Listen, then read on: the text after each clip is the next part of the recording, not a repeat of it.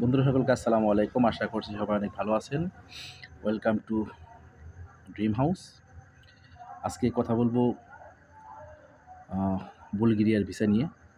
তো বুলগেরিয়ার ভিসা সম্পর্কে আমি বিস্তারিত একটি নোট বানিয়েছি আপনাদের জন্য। আমি আপনাদেরকে পড়ে শোনাচ্ছি এবং আপনারা পরবর্তীতে অবশ্যই আম সেটাকে ভালোভাবে দেখবেন। দেখলে পুরোপুরি বুঝতে পারবেন বুলগেরিয়া ভিসা সম্পর্কে। বাংলাদেশ থেকে যদি কেউ বুলগেরিয়া যেতে চায় তাহলে তাদের জন্য এই ভিডিওটি খুবই স্পেশাল এবং দরকারি।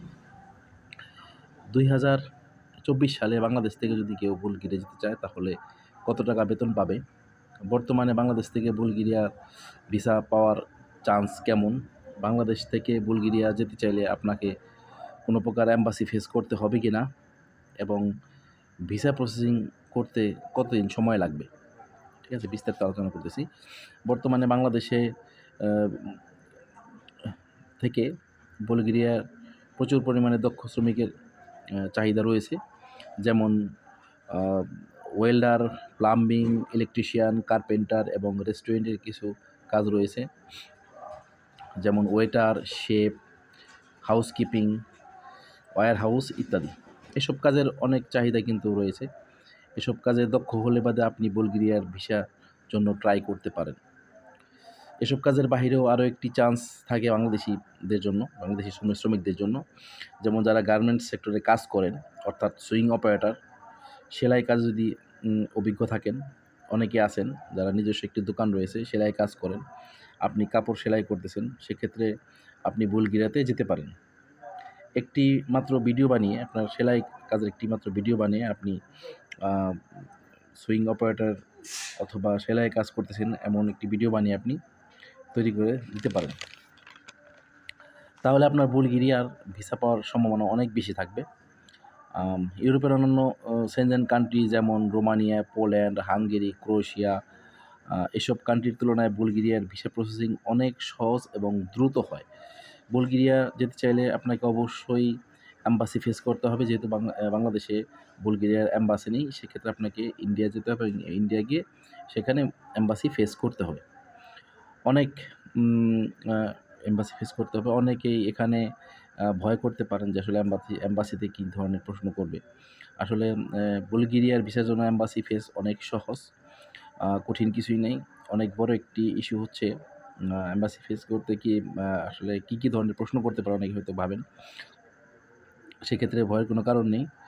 অনেক ধরনের ভয়ভীতি কাজ করে অনেকের মনে মাঝে, কিন্তু ভয় পাওয়ার কোনো কারণ নেই। আপনি নরমালি ওয়েতে এম্বাসি ফেস করতে পারবেন। সেখানে আপনাকে কোনো ধরনের হার্ড কোয়েশ্চেন করা হবে না। জাস্ট কোম্পানি রিলেটেড কিছু প্রশ্ন এবং আপনার নাম, পাসপোর্ট নাম্বার, আম এরকম ছোট, ছোট কিছু প্রশ্ন আপনাকে করা হবে এম্বাসিতে।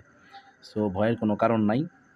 আহ বেতন বুলগেরিয়াতে জব ভিসায় গেলে আপনার বেতন কেমন হবে? বুলগেরিয়াতে বেসিক স্যালারি হয় ৬০০ থেকে ৮০০ ইউরো।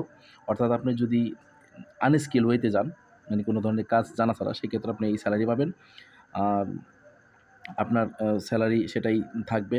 আর আপনি যদি স্কিল ওয়েতে যান, অর্থাৎ আপনার যদি কোনো ধরনের কাজের দক্ষতা, কোনো বিষয়ে কাজের দক্ষতা থাকে, যেমন আপনি ওয়েল্ডিং, ইলেকট্রিশিয়ান অথবা ওয়েটারের কাজে আছেন, সেক্ষেত্রে আপনার স্যালারি আরও অনেক বেশি হবে।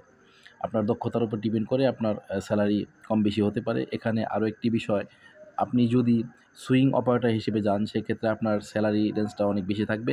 বাংলাদেশের সুইং অপারেটরদের স্যালারি অনেক কম হয়ে থাকে। সেক্ষেত্রে আপনি বুলগেরিয়া দেশটি চুজ করতে পারেন। বুলগেরিয়া যাওয়ার জন্য আপনার মিনিমাম বয়স হতে হবে ২৫ থেকে ৩০। আপনার বয়সটা যদি ২৫-এর উপর হয়, ২৫ থেকে ৩০-এর উপরে হয়, তাহলে আপনার ভিসা পাওয়ার চান্সটা অনেক বেশি থাকবে। বর্তমানে বুলগেরিয়ার ভিসা প্রসেসিং টাইম অনেক দ্রুত হয়ে থাকে।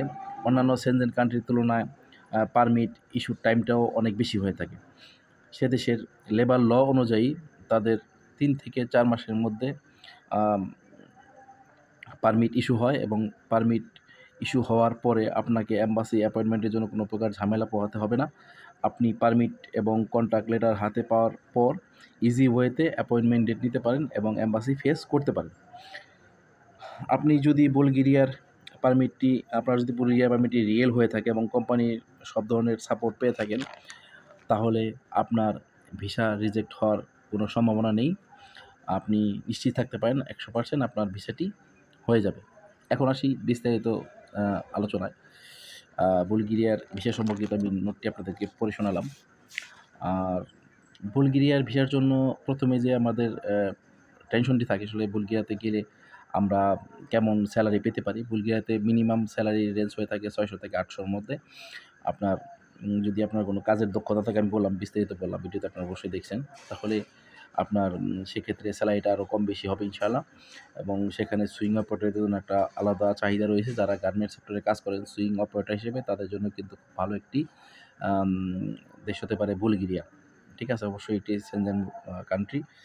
আর কতদিন সময় লাগবে বুলগেরিয়ার ওয়ার্ক পারমিট যদি আপনার রিয়েল হয়ে থাকে, তাহলে দেখা গেছে ৩ থেকে ৪ মাসের মধ্যে আপনার পারমিটটি চলে আসবে এবং আপনার আ ইজি ওয়েতেই আপনি ওই পারমিট এবং কন্ট্রাক্ট লেটার নিয়ে আপনি এম্বাসি ফেস করতে পারবেন এবং আপনার সবকিছু যদি ঠিকঠাক মতো থাকে, তাহলে আ আপনি সিওর থাকতে পারেন যে আপনার ভিসাটি হয়ে যাবে।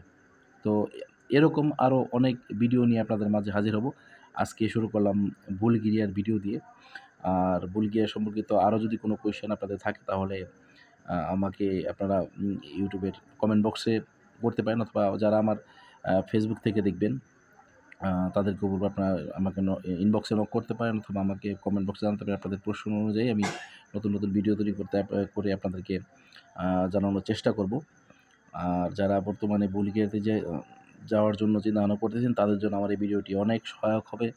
যারা আমার চ্যানেলে অনেক দিন যাবত আছেন, আমার সাথে আছেন, তাদেরকে অসংখ্য ধন্যবাদ। যারা আমার চ্যানেলে নতুন, তাদেরকে অবশ্যই বলব যে আমার ইউটিউব চ্যানেলটি সাবস্ক্রাইব করে রাখবেন, ফেসবুক পেজটি ফলো দিয়ে রাখবেন এবং যারা আমার ভিডিওটি টিকটক আইডি থেকে দেখবেন, তাদেরকেও রিকোয়েস্ট করব আমার আইডিটি ফলো দিয়ে রাখবেন এবং এরকম আরও নতুন, নতুন ভিডিও পেতে আমাকে সাপোর্ট করবেন এবং পাশেই থাকবেন। ধন্যবাদ সকলকে সাথে থাকার জন্য। আসসালামু আলাইকুম।